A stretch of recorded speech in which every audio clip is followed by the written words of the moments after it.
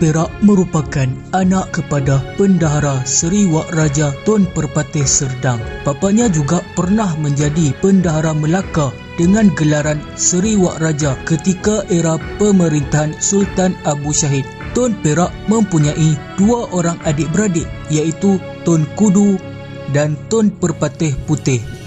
Sultan Muzaffar Shah telah ditabalkan menjadi pemerintah kelima Melaka setelah Sultan Abu Syahid dibunuh oleh Raja Rekan. Bendahara Seri Wak Raja telah membunuh dirinya dengan racun apabila beliau tersalah anggap bahawa Sultan telah murka kepadanya. Hal ini sekaligus menyebabkan Tun Perak yang bakal mewarisi jawatan tersebut telah diketepikan. Faktor ini turut disebabkan oleh pengaruh Tun Ali, seorang ketua Tamil Muslim yang kemudiannya menjadi bendahara dengan gelaran Naradiraja. Tun Perak terpaksa melarikan dirinya ke Kelang dan dilantik menjadi penghulu di sana oleh penduduk Kelang. Pemberontakan istana menyebabkan hubungan Melaka dan China terhenti untuk sementara waktu.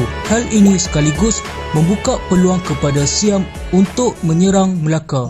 Pada tahun 1445, Tun Perak telah berjaya menghalang serangan Siam ke atas Melaka. Pada ketika itu, beliau memegang jawatan sebagai penghulu Kelang. Strategi beliau ialah mengarahkan semua pengikutnya untuk membawa keluarga masing-masing berpindah ke Melaka. Strategi ini telah menaikkan semangat juang dalam kalangan tentera. Strategi ini berhasil di mana ramai tentera Siam mati, lalu mereka mengalah dan berundur dari Melaka.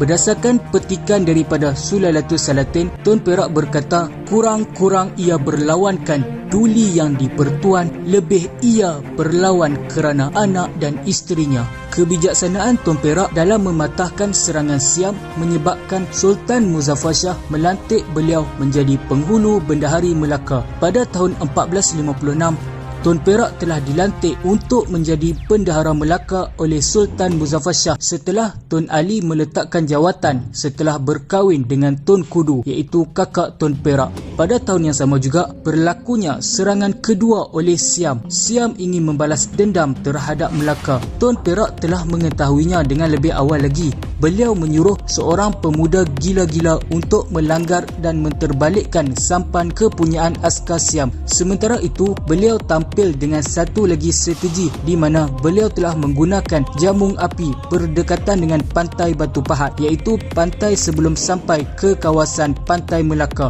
Beliau telah menyuruh pengikutnya mengikat jamung di setiap pokok bakau di sepanjang pantai Melaka. Pada waktu malam, ia telah mengelirukan tentera Siam dan hal ini menyebabkan tentera Siam membatalkan hasrat untuk menyerang Melaka. Mereka menyangka ramai tentera Melaka telah bersiap sedia di sepanjang pantai tersebut. Pada tahun 1459, Sultan Mansur Shah menaiki takhta setelah kemangkatan Sultan Muzaffar Shah. Bendahara Tun Perak sangat setia kepada Sultan Melaka. Buktinya dapat dilihat melalui peristiwa Desta Raja Muhammad jatuh terkena bola raga yang disepak oleh Tun Besar. Untuk pengetahuan semua, Tun Besar sebenarnya merupakan anak kepada Tun Perak, manakala Raja Muhammad pula merupakan anak kepada Sultan Mansur Shah. Walaupun kesalahan ini kecil dan berlaku secara tidak sengaja, namun kejadian sekecil ini menyinggung perasaan Raja Muhammad sehingga menyebabkan ia menyuruh Tun Besar dibunuh. Walau bagaimanapun, Tun Perak melarang pengikutnya menuntut bela di atas kematian anaknya, sebaliknya meminta mereka supaya setia kepada Sultan Melaka. Berikutan peristiwa tersebut, Sultan Mansur Shah telah mengambil keputusan untuk membuang negeri anak kanda baginda ke Pahang dan ditabalkan menjadi pemerintah Kesultanan Pahang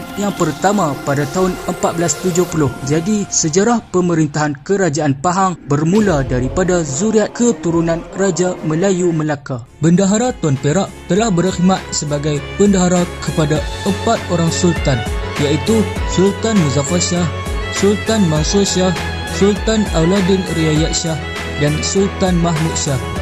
Bendahara Tun Perak telah meninggal dunia pada tahun 1498. Setelah kematian beliau, Baginda Sultan melantik Tun Perpatih Putih, adik Tun Perak, sebagai Bendahara Melaka yang ke-6 dengan gelaran sebagai Bendahara Putih. Rumusannya, Tun Perak adalah Bendahara Melaka yang ke-5 dan merupakan bendahara yang termasyhur daripada antara semua bendahara Melaka. Pangkat gelaran beliau iaitu Bendahara Paduka Raja dalam Kesultanan Melayu Melaka adalah setanding dengan Perdana Menteri moden pada hari ini. Dengan kemunculan tokoh penting inilah Kesultanan Melayu Melaka telah berjaya menjadi sebuah empayar yang terkenal di seluruh dunia.